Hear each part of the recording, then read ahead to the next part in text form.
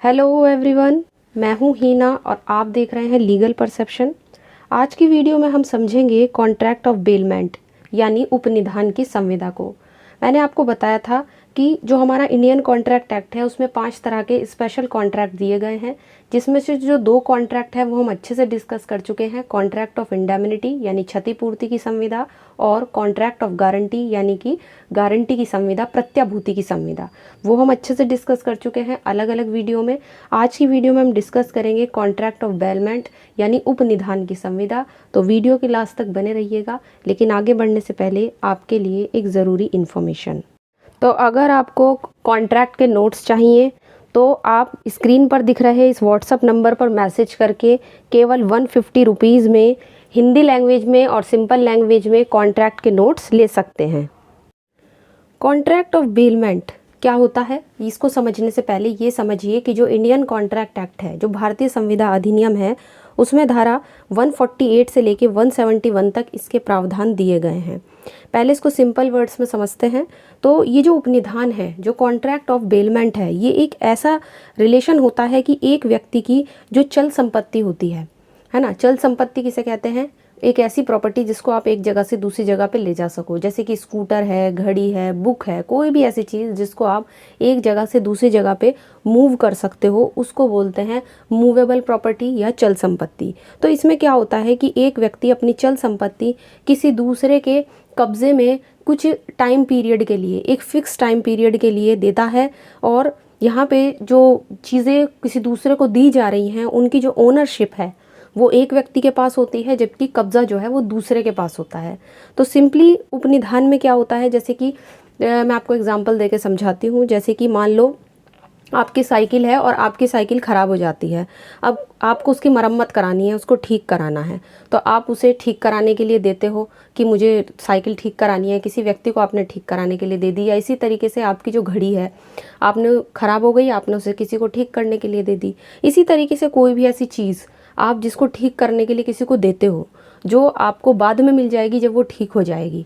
तो एक तरीके का ये जो कॉन्ट्रैक्ट हुआ, ये होता है कॉन्ट्रैक्ट ऑफ बेलमेंट। आप एक फ़िक्स टाइम के लिए या किसी विशेष उद्देश्य के लिए, किसी खास पर्पज़ के लिए किसी को अपनी कोई चीज़, अपनी चल संपत्ति दे रहे हो कि इसको जब ये सब ठीक हो जाएगा या जब आपका वो काम पूरा हो जाएगा तो आप मुझे वो लौटा देना।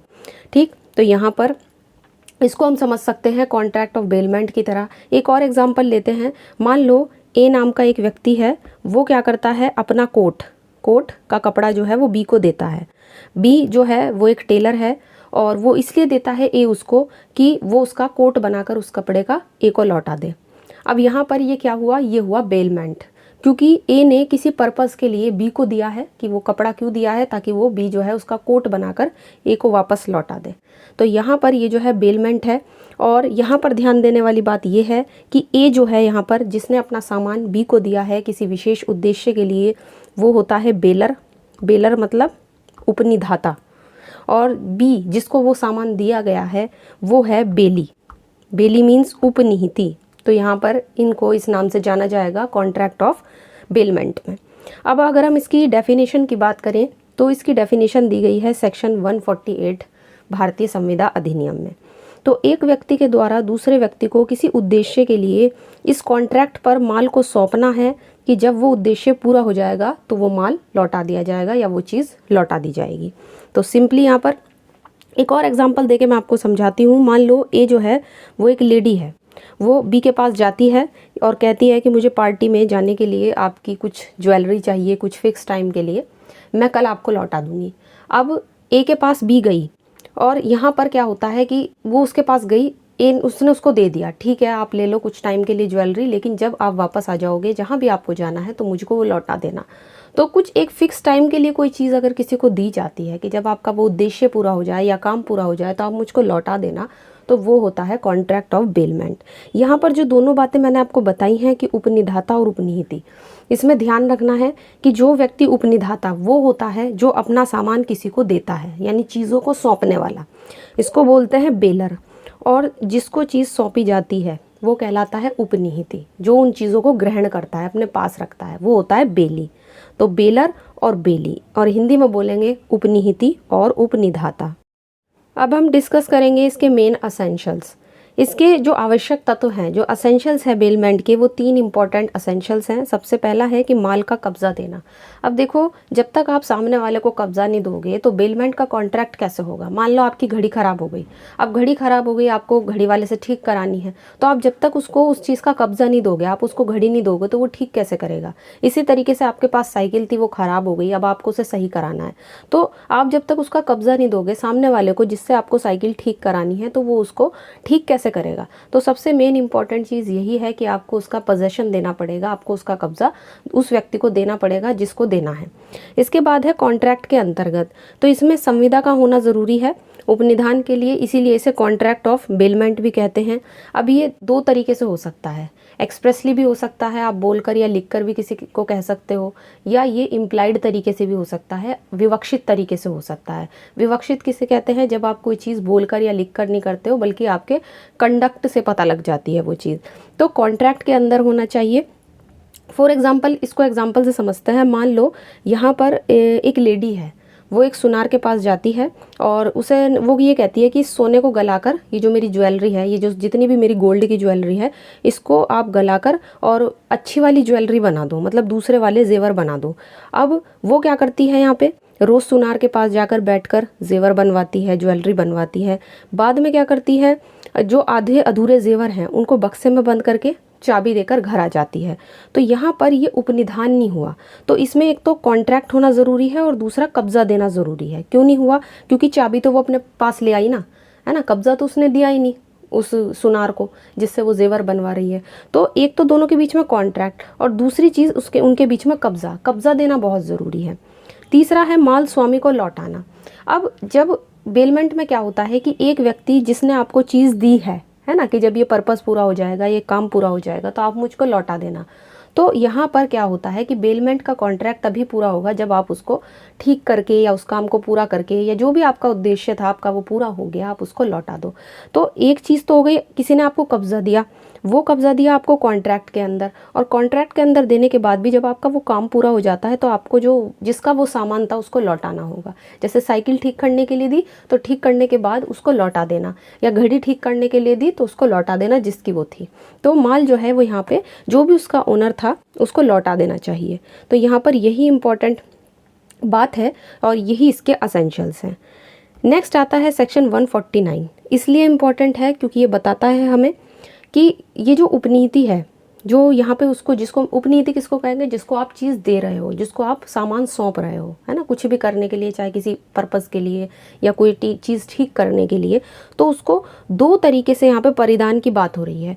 एक हो रही है एक्चुअल डिलीवरी, आप सामने जाकर कोई चीज़ दे रहे हो, और एक होता है आन्वयिक यानी कंस्ट्रक्टिव डिलीवरी। तो 2 तरीके से यहाँ पे बताया गया है। और वैसे ये सेक्शन वगैरह ज़्यादा आता नहीं है एग्जाम में, लेकिन ज़्यादा जो है आपको एक तो डेफिनेशन लिखनी होती है, एक उसके आवश्यक तत्व लिखने होते हैं। साथ ही अभी इन दोनों के राइट क्या होते हैं, बेलर के और बेली के, उनकी ड्यूटीज़ क्या होती हैं, वो हम आगे वीडियो में डिस्कस करेंगे। तो यहाँ पर बस सेक्शन 149 सिर्फ यही कहता है कि जो उपनीति है, जिसको आप चीज़ें अपनी सौंप रहे हो, उसको 2 तरीके से आप अपनी चीज़ दे सकते हो, या तो एक्चुअल तरीके से दे सकते हो या कंस्ट्रक्टिव तरीके से दे सकते हो। तो वास्तविक परिधान भी कर सकते हो, और कैसे कर सकते हो, कंस्ट्रक्टिव डिलीवरी भी आप कर सकते हो। अब हम डिस्कस करेंगे सबसे पहले ड्यूटीज़ ऑफ बेलर, उपनिधाता की ड्यूटीज़ के बारे में। यानी जो व्यक्ति अपना माल किसी को सौंप रहा है, अपनी चीज़ किसी को सौंप रहा है, उसकी क्या क्या ड्यूटीज़ हैं। तो यहाँ पे सबसे पहले उसकी जो ड्यूटी बनती है वो ये बनती है कि जो चीज़ वो दूसरे को सौंप रहा है, जो भी चीज़ दे रहा है वो दूसरे को, अगर उसमें कोई दोष है, उसमें कोई कमी है, तो वो सामने वाले को बता दे। ठीक, सेक्शन 150 यही कहता है इंडियन कॉन्ट्रैक्ट एक्ट का, उसका सबसे बड़ी ड्यूटी यही मानी जाती है, ताकि जिसको आप सामान सौंप रहे हो उसको पता होना चाहिए कि अगर मैं इस चीज़ के साथ ऐसे छेड़छाड़ करूँगा या इस तरीके से काम करूँगा तो इसमें जोखिम है ना। तो ऐसा नहीं करना चाहिए कि आप उस चीज़ की कमी को छुपा लो जो आप सामने वाले को दे रहे हो। अब देखो, एक एग्जांपल से समझते हैं। मान लो ए जो है वो एक घोड़ा बी को उधार देता है। ए एक घोड़ा बी को उधार देता है। अब ए जानता है कि जो घोड़ा है वो दुष्ट है ना, वो उसको चोट भी पहुंचा सकता है बी को। तो यहाँ पे ए जो है वो फिर भी नहीं बताता बी को कि जो घोड़ा है वो इस तरीके का है कि तुम्हें चोट भी पहुंचा सकता है, मतलब दुष्ट है घोड़ा। तो यहाँ पर क्या होता है कि घोड़ा जो है वो बी को गिरा देता है जब बी उसकी सवारी करता है और वहाँ से भाग जाता है, बी को बहुत ज़्यादा चोट लग जाती है। तो इस नुकसान के लिए कौन जिम्मेदार होगा? ए जिम्मेदार होगा, और वो बी को जो है डैमेजेस देगा।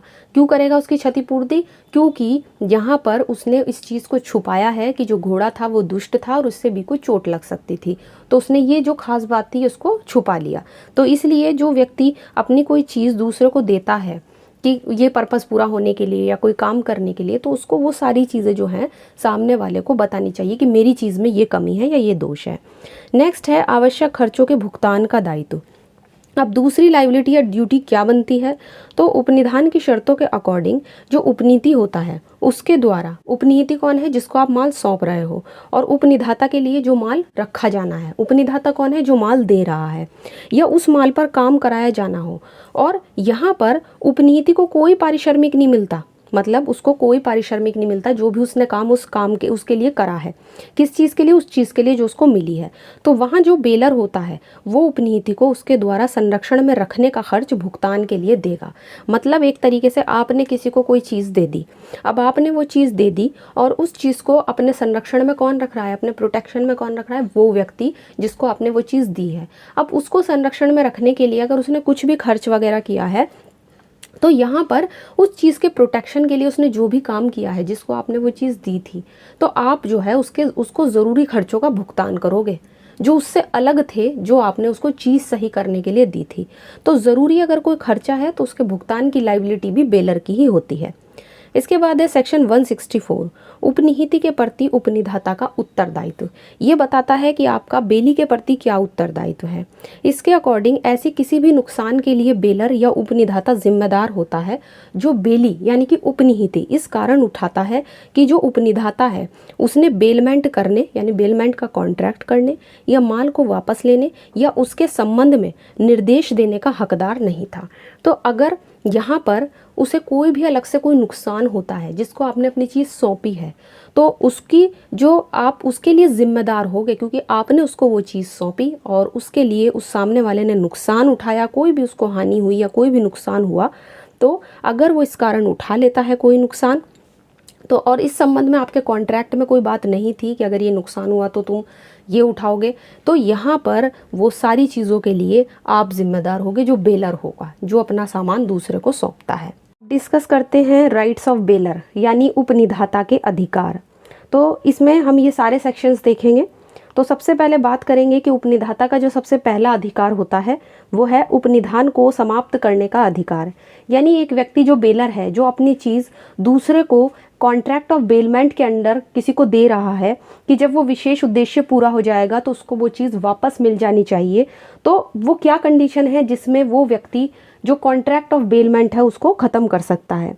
तो सेक्शन 153 ये कहता है कि अगर बेली यानी कि अगर उपनिहिति जो चीज़ उसे बेलमेंट में दी गई है उसके संबंध में कोई ऐसा कार्य करता है, कोई ऐसा एक्ट करता है जो कॉन्ट्रैक्ट ऑफ बेलमेंट की शर्तों के विपरीत हो, यानी कि जो जो कंडीशंस लगाई गई थी कॉन्ट्रैक्ट ऑफ बेलमेंट में उसकी शर्तों के विरुद्ध जाकर वो कोई ऐसा काम कर रहा है, तो जो बेलर है उसको ये राइट है, उसको ये अधिकार है कि वो उपनिधान की संविदा को समाप्त कर सकता है।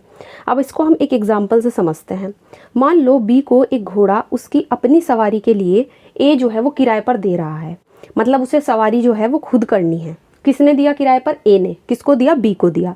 तो यहाँ पर बी उस घोड़े को अपनी गाड़ी में चलाता है, मतलब सवारी के लिए उसको दिया था लेकिन वो उसे खींच रहा है गाड़ी में लगाकर, है ना। तो यहाँ पर जो ए है उसका ये राइट है कि वो इस कॉन्ट्रैक्ट को ख़त्म कर सकता है, क्योंकि शर्त ये थी कि बी उस घोड़े को जो है वो एज अ सवारी के रूप में अपनी यूज़ करेगा, उसको वो सवारी की तरह से यूज़ करेगा, बट वो उसको गाड़ी में चला के खींचता है। तो यहाँ पर इसके पास राइट है, किसके पास? ए के पास, कि वो उसको ख़त्म कर सकता है इस कॉन्ट्रैक्ट को। इसके बाद आता है सेक्शन 154, ये कहता है क्षतिपूर्ति पाने का अधिकार। अब यहाँ पर जो दूसरा राइट है बेलर का वो है डैमेजेस ले सकता है वो। तो अगर उपनिहिति यानी कि जो बेली है वो उसे जो वो चीज़ मिली है उपनिहित रूप में, मतलब as a contract of bailment के रूप में उसे जो चीज़ मिली है उसका वो कोई ऐसा उपयोग करता है, ऐसा यूज़ करता है, फिर से वही कि वो उपनिधान की शर्तों के अनुसार ना हो, मतलब जो जो शर्तें लगाई थी उसके अकॉर्डिंग उसको उस चीज़ को यूज़ करना है, बट वो उसके अकॉर्डिंग उसका यूज़ नहीं कर रहा है, और उसके उपयोग से माल को जो भी नुकसान होगा, उस चीज़ को जो भी नुकसान होगा जो उसे कॉन्ट्रैक्ट ऑफ बेलमेंट के अंदर मिली है, तो यहाँ पर वो क्या करेगा, बेलर को मुआवजा देगा। तो जो भी उस चीज़ को नुकसान हुआ है उस नुकसान के लिए वो मुआवजा देगा बेलर को। इसको भी एक एग्जाम्पल से समझते हैं। मान लो बी जो है, बी को एक घोड़ा केवल उसकी अपनी सवारी के लिए मिलता है, मतलब बी को एक घोड़ा ए देता है उसको अपनी सवारी के लिए, कि सिर्फ जो है यहाँ पे उसको ही सवारी करनी है। अब बी क्या करता है, अपनी फैमिली के किसी और मेंबर, मान लो सी है, इसको वो घोड़ा चलाने के लिए दे देता है कि तुम भी इस पर सवारी करो। अब यहाँ पे सी क्या करता है, वैसे तो सावधानी से सवारी कर रहा है, लेकिन उससे कुछ ऐसा हो जाता है कि वो अचानक से गिर पड़ता है, मतलब एक तरीके से वो पूरी तरह से केयरफुली उसने उस काम को नहीं किया, तो उससे घोड़ा गिर पड़ता है, घोड़े को चोट लग जाती है, नुकसान हो जाता है। तो घोड़े को जो भी नुकसान हुआ है उसके लिए ए जो है वो कंपनसेशन लेगा बी से, बी इसके लिए जिम्मेदार है। तो यहाँ पर देख सकते हैं कि जो कॉन्ट्रैक्ट की शर्त थी, कॉन्ट्रैक्ट की शर्त क्या थी कि सिर्फ उसको बी ही यूज़ करेगा, लेकिन वो दे देता है अपने फैमिली मेंबर किसको, सी को। तो यहाँ पर उसने उस शर्त के अकॉर्डिंग काम नहीं किया, तो यहाँ पर क्या माना जाएगा कि ये जो है उसने उल्लंघन किया है। तो यहाँ पर नेक्स्ट है आपका सेक्शन 156। 156 कहता है कि माल के मिश्रण पर क्षतिपूर्ति पाने का अधिकार। अब कॉन्ट्रैक्ट ऑफ बेलमेंट में अगर आपको कोई ऐसी चीज़ दी गई है जिसको आप मिलावट कर लेते हो आपस में, तो यहाँ पर अगर ऐसा हो जाता है कि आपने माल को मिला लिया, आपने मिलावट कर ली उस चीज़ में, और अगर आपने मिला लिया और मिलाने से उस चीज़ को हो गया कुछ नुकसान, तो मिलाने के बाद आप एक तो उन चीज़ों को फिर अलग किया जाएगा, और अलग करने के साथ ही जिस व्यक्ति ने माल की मिलावट की है वो उसका खर्च वगैरह देगा, और उससे नुकसान जो हुआ है उस चीज़ को, उसके लिए भी वो मतलब एक तरीके से उस पर ऑब्लिगेशन होंगी। तो यहाँ पर ये बताया गया है कि जिस व्यक्ति को आपने कॉन्ट्रैक्ट को बेलमेंट के कॉन्ट्रैक्ट में कोई चीज़ दी थी किसी भी विशेष पर्पस के लिए, और वो उसका मिक्स कर लेता है किसी अपनी चीज़ के साथ, तो यहाँ पर ये बताया गया है कि फिर वो मुआवजा देगा किसको, बेलर को, बेलर उससे मुआवजा वसूल सकता है।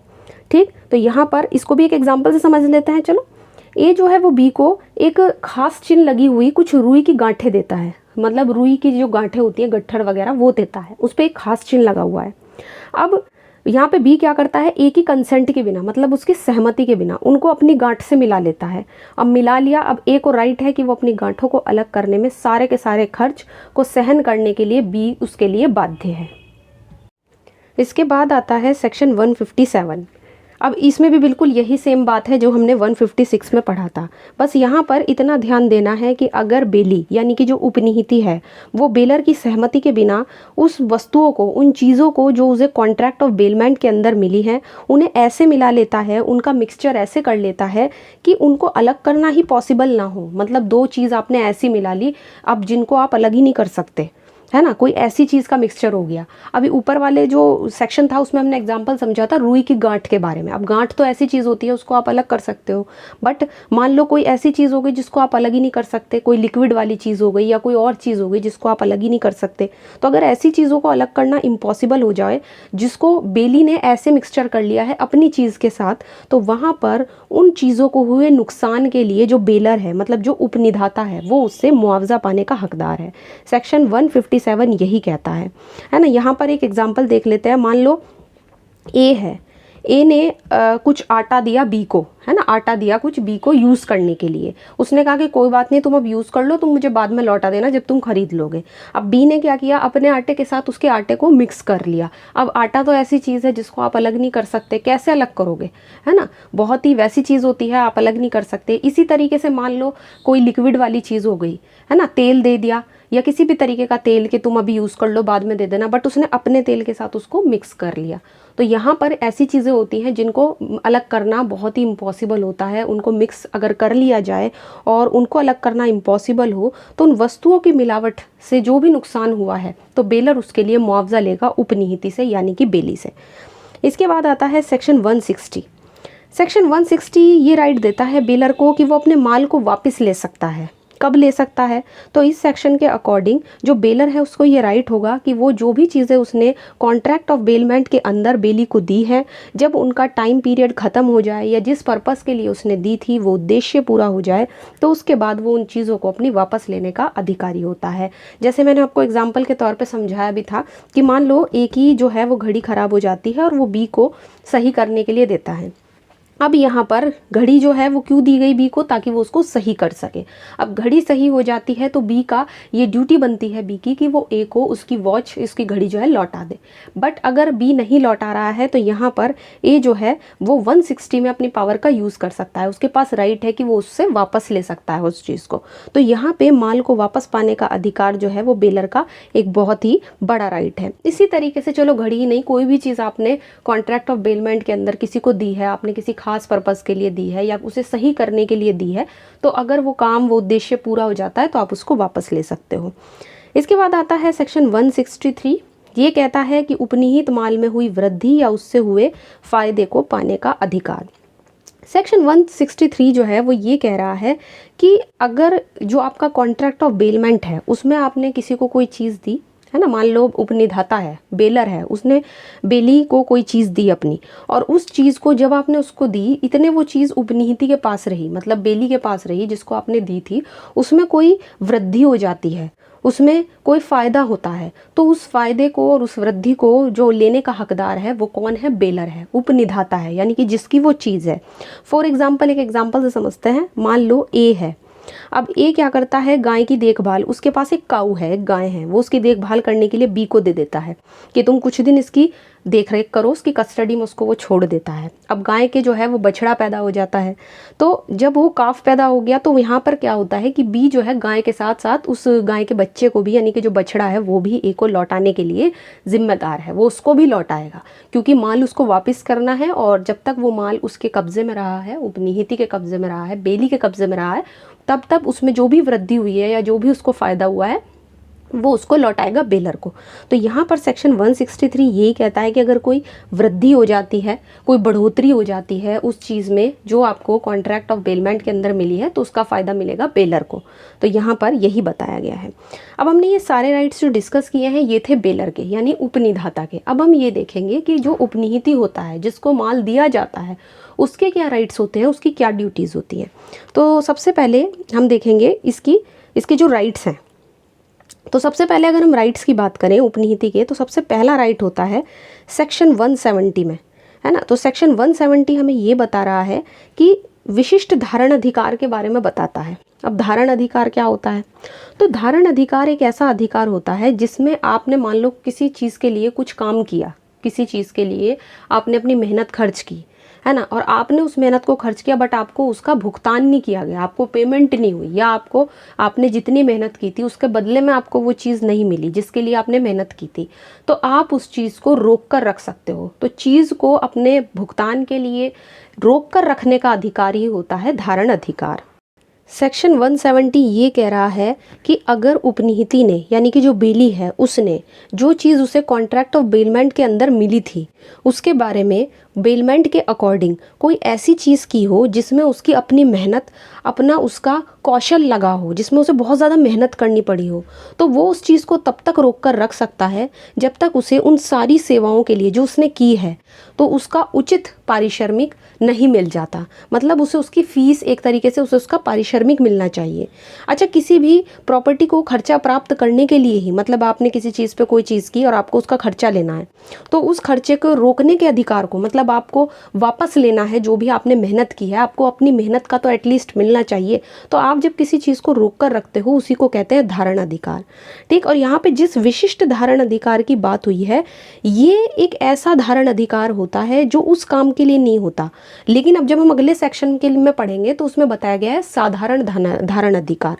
तो यहाँ पर अब देखो, इसको एग्जाम्पल से समझते हैं, आपको बहुत अच्छे से समझ आ जाएगा।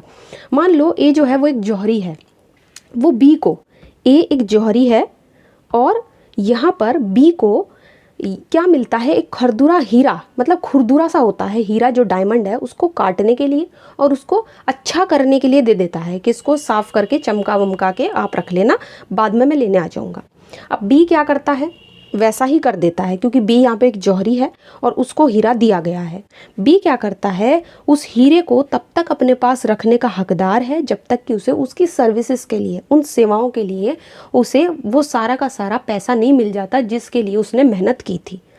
तो यहाँ पर ये हो गया विशिष्ट धारण अधिकार, क्योंकि यहाँ पर आप जो अपने धारण अधिकार का, चीज़ को रोक कर रखने के अधिकार का जो यूज़ कर रहे हो वो आप इसलिए कर रहे हो क्योंकि उसमें आपकी मेहनत लगी है, आपका श्रम लगा है, आपका कौशल लगा है, आपने उस चीज़ पे बहुत मेहनत की है। तो यहाँ पे जो बी नाम के जौहरी का जो हमने एग्जाम्पल पढ़ा है वो इसलिए पढ़ा है क्योंकि उस हीरे को, जो खुरदुरा हीरा था, उसको साफ सफाई करने में और उसको बिल्कुल अच्छे जैसे चमकाने में बी ने अपनी मेहनत का यूज़ किया है। अब अगर ए उसके बदले में उसको उसकी मेहनत का फल नहीं देता है, उसको पैसे नहीं देता है, तो बी उसको रोक कर रखने का अधिकार रखता है। इसी को बोलते हैं विशिष्ट धारण अधिकार।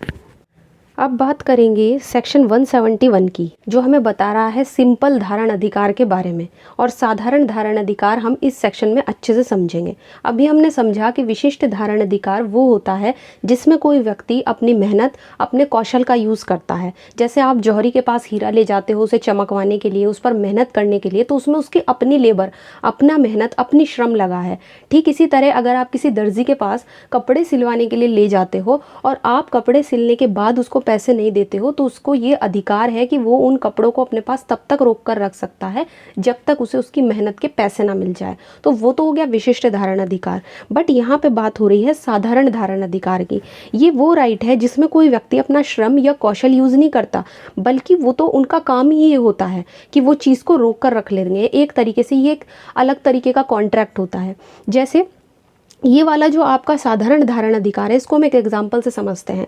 मान लो आप बैंक के पास जाते हो, या ए नाम का व्यक्ति एक बैंक के पास जाता है और वो 2 गारंटियां जमा करता है बैंक में कि मुझे लोन चाहिए। अब बैंक आपको क्या करता है, सिर्फ एक गारंटी के बदले में आपको लोन दे देता है। अब यहाँ पर अगर वो लोन ना चुकाया गया तो बैंक क्या करेगा, दोनों गारंटियों को जब्त कर लेगा, है ना, क्योंकि कर्ज तो चुकाया नहीं गया जो लोन लिया गया था। जो बैंक है वो दोनों की दोनों गारंटियों को रोक कर रख सकता है क्योंकि कर्ज नहीं चुकाया गया है। तो ये हो गया आपका साधारण धारण अधिकार, क्योंकि 2 गारंटियां जमा की गई थी और दोनों जमा की गई, इसलिए बैंक के पास ये राइट है कि वो दोनों को रोक कर रख सकता है। आमतौर पर लोन देना बैंक का कार्य होता है, बैंक लोन देता है। तो इसी तरीके से यहाँ पर बैंककार हो गए, फैक्टर्स वगैरह हो गए, या जो लोग बीमा वगैरह करते हैं, इंश्योरेंस वगैरह करते हैं, अटॉर्नी वगैरह हैं, उन सबको साधारण धारण अधिकार दिया गया है इंडियन कॉन्ट्रैक्ट एक्ट में। इसके बाद आता है सेक्शन 180। सेक्शन 180 जो राइट देता है उपनीति को, वो ये देता है कि ये दोषकर्ता के खिलाफ मुकदमा दायर कर सकता है। इसके अकॉर्डिंग अगर कोई व्यक्ति बेली को जो भी चीज़ें उसे as a contract of bailment में मिली हैं, उसके कब्जे को यूज़ करने से दोषपूर्ण तरीके से वंचित करता है। मतलब ए नाम का एक व्यक्ति है, उसे बी नाम के व्यक्ति ने बेलमेंट के अंदर कोई चीज़ दी। अब बेलमेंट के अंतर्गत उसे जो चीज़ दी गई उसको वो अच्छे से यूज़ ही नहीं कर पा रहा है। कोई बाहरी व्यक्ति उस पर क्या कर रहा है, उसके काम में बाधा डाल रहा है, उसको अड़चन डाल रहा है, या उसे यूज़ ही नहीं करने दे रहा। तो क्या करेगा, बेली उस व्यक्ति पर केस फाइल कर सकता है, और अगर उसे नुकसान हो गया बेली को तो भी वो उस पर केस फाइल कर सकता है।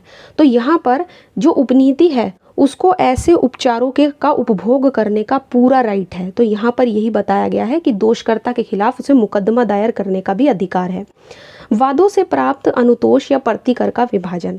अब जो केस फाइल किया गया है किसी थर्ड पार्टी के खिलाफ, सेक्शन मान लो 180 में कोई केस फाइल कर दिया क्योंकि किसी थर्ड पार्टी ने उपनीति को, बेली को, उस चीज़ को यूज़ करने में बाधा डाली है, उसमें डिस्ट्रैक्शन डाला है, तो यहाँ पर क्या होगा, जो भी मुकदमे में उसे जो भी अनुतोष, जो भी कंपनसेशन मिलेगा, तो उसमें क्या होगा, जहाँ तक दोनों के बीच में बेली और बेलर का संबंध है, तो उनके अपने अपने हित के अकॉर्डिंग ही जो भी मतलब मुआवजे की रकम मिली है वो आपस में बांट लेंगे। तो यहाँ पर यही बताया गया है कि किसी भी मुकदमे में जहाँ पर जो भी कंपनसेशन मिला है उसको आपस में बांट लिया जाएगा बेलर और बेली के बीच में। और अगर थर्ड पार्टी कोई इस तरीके से बाधा डालती है उपनिहिति के काम में या उस चीज़ को यूज़ करने में, तो वो यहाँ पर केस फाइल कर सकता है 180 के अंदर।